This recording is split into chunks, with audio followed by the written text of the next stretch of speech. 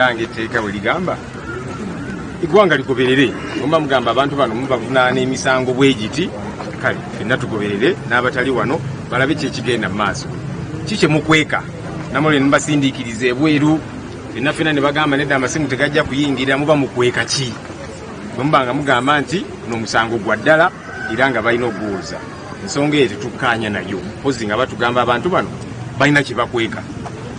Ekyokubiri njagala kwebaza bakulembeze bannange ababaka 8 n'emmeeya omu abazze tulabe nga tweyimirira bannaffe. Twagamba tugenda kukola kino kubanga be basooka okuteekayo balooya bateekayo abazadde baabwe abakyala abaami ab'eŋŋanda na Kooti n'egamba nti abantu bano bawewuka ate ng'ekyo tetukkiriziganya nakyo. Ogamba otya nti omuzadde w'omuntu mukyala w'omuntu baawe awewuka tasaanidde kumweyimirira kijja kitya?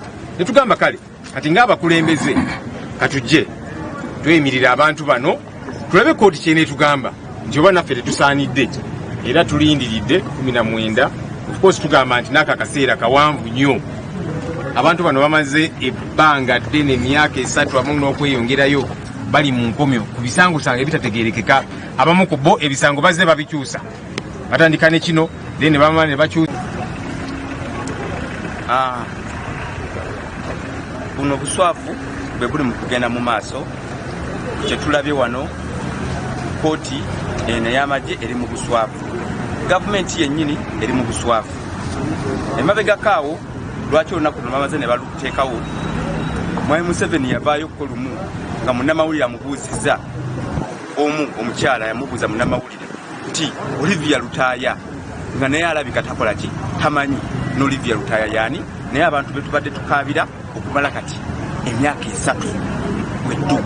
Awo n'ebiga bigenda mu maaso byonna wano bya buswavu bali mu kukola bya busaafu y'ensonga lwaki tebaagala na kutunula mu kamera, tebaagala kulaba nga byonna ebigenda mu maaso munda temubifuna. Ne ku bibadde mu munda eyo bya buswavu badde baswala n'okuswala nga bo bennyini abalamuzi nga bali mu kusekerera ne ba prosecutors oba benandise ba prosecutors kubanga this is a persecution. Kati mu mbeera eyo bali tebaagala mu kukwata ku kamera, tebaagala kulaga baana bali abalwadde kuba mulimu abaana abalwadde, mulimu n'abatasobola kuyimirira nga bali wansi nga balwadde ddala. Tetumanyi biki bibeera mu nda eyo kubanga omumabaka waffe bwe yavaayo Honorable Segirinya paka kati akyali kundiri paka kati ali bubi abeera on and off. So ebintu ebigenda mu maaso bino bikyamu era nga tubivumira si kuvumirira ne tugenda kukoma ku kuvumirira kati tusitukiddemu tuzze olwaleero wano okulaba nga ffe bennyini tweyimirira babatuwe bate babatuwadde ffe baakiri ng'abakulembeze. Nze mbagambye mu Kooti ngambye chairman akulira Court Marshal ne mugamba bwe batuwanze bajje yabo nze nyingireyo mbeereyo egyo emyaka tubaga ffe ng'abakulembeze batuyingizeeyo batuwa abaana b'abantu abo kuba ffe ng'abakulembeze ffe bino twabyewa ne tugamba tugenda kugendayo tuvuganye gavumenti eno tugijjeko bwebanga tetugijjeko wakiri bakwatemu ffe baleme okukwata abantu ba bulijjo kuba bo tebalina maanyi. Ffe ng'abakulembeze ffe tulina amaanyi, ffe tuwewaayo nga saddaaka okubanga tufiire eggwanga lyaffe. Nze nga zzaako embagambye nze munkwate munteekeyo abo mubatuwe kuba tebakisobola kikola ekyo waakiri. Abakyali mu busibe basaba okuyimirira omulundi ogwokusatu nga bwe tumanyi nti omulundi okuyimirira kuno kwali kwakulirwa mu mwezi ogw'ekkumi Kooti nga teriiwo ne bakuzza mwezi ogw'ekkumi Kooti nga teriiwo ne bakuzza wiiki ewedde Kooti nga teriiwo. Naye olwaleero Kooti neetubeerera yankiza nnyo neetuwuliriza. Tuwaddeyo abantu abeeyimirira. Abantu bano bonna 28 bamaze emyaka 3 kumpi kukyanga bakwatibwa. Tetumanyi ddi omusango guno n'olwaleero twogera tumanyi lunaku ki omusango guno gwenda kuddamu kuwulirwa.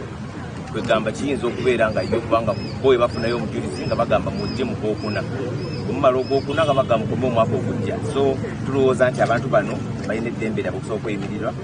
Naye era emirundi gyasooka ebiri Kooti yatuwa layini emu ng'egamba nti abantu be muleese okweyimirira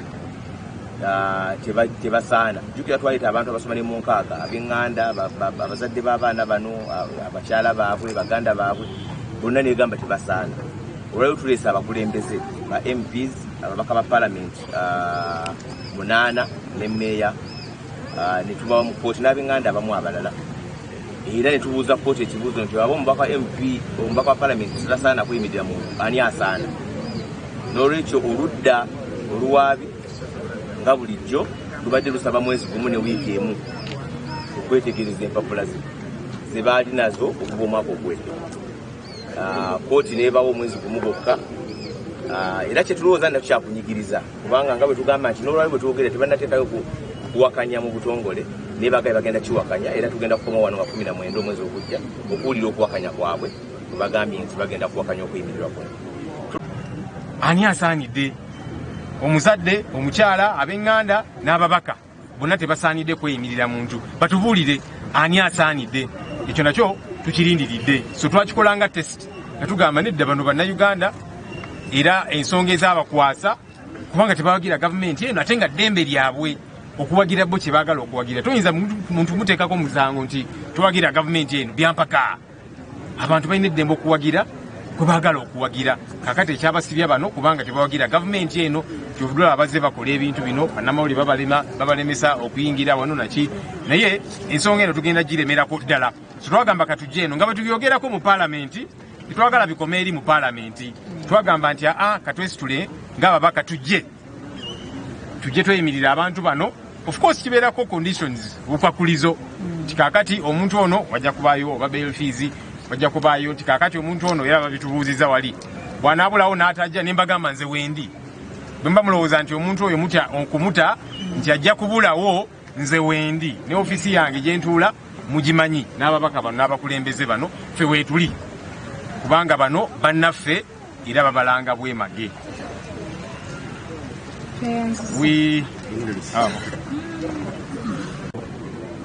And only 4 people were released. So we have 28 people in custody. And to date, the date for the trial of the main case has not been set after close to 3 years in detention. Of course, which we condemn. And we have from maybe for the last 2 years, we have been indicating that the state has chosen to punish people before trial, which goes against all the principles of natural justice, against all the principles set in the Constitution for the conduct of criminal trials. So they have been in detention for that long. We have attempted to apply for bail previously, and it was on both occasions it was denied. So we will not get tired. Court has now heard us and adjourned the matter to the 19th of March to enable the prosecution a chance to come. They have indicated that they want to oppose the bail, and so the court has granted them an opportunity to go and prepare to come and oppose this application that you have made. We also wish to state that this application was made last year, and indeed they were supposed to appear for the oral submissions last year. But when the matter came up, for one reason or the other, court was not available. To condemn the idea of locking journalists from covering these proceedings, because these are meant to be public proceedings. If you are charging people and whatever you're doing is lawful, why don't you want the public to follow what's happening? Why are you locking out the media? Except if there is, something that is not properly understandable that you're trying to do or that you're trying to hide.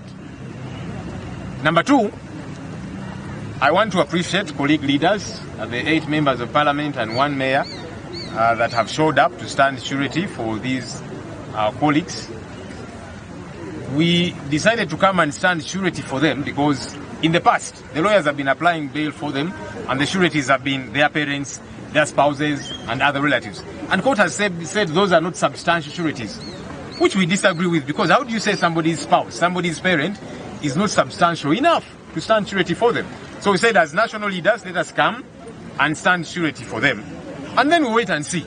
If court is going to say that even we are not substantial, then we shall ask court, tell us who then is substantial. If someone's parent is not substantial, if their spouse, if national leaders like ourselves are not substantial, who then qualifies, who is substantial to stand surety for these Ugandan citizens? We decided that, yes, as we talk about these issues in Parliament and elsewhere, we have got to come on ground and get involved to see that these our comrades are freed. Yes, and they did ask us, do we know what it means to stand surety? We said we know, and we shall not be intimidated.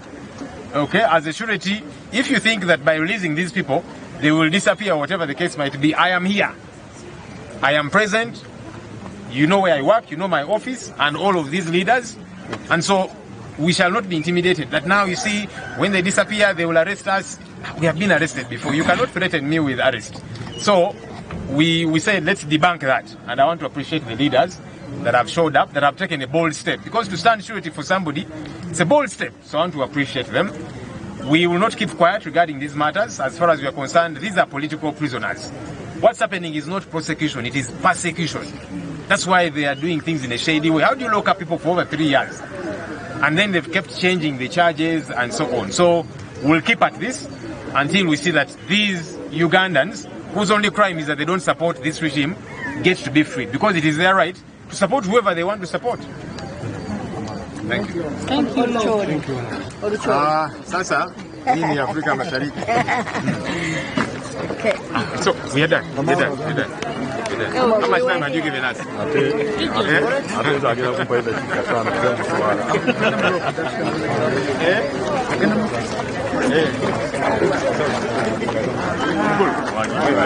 Condemn is the prolonged detention of persons who we maintain are innocent without trial for the last now almost 3 years.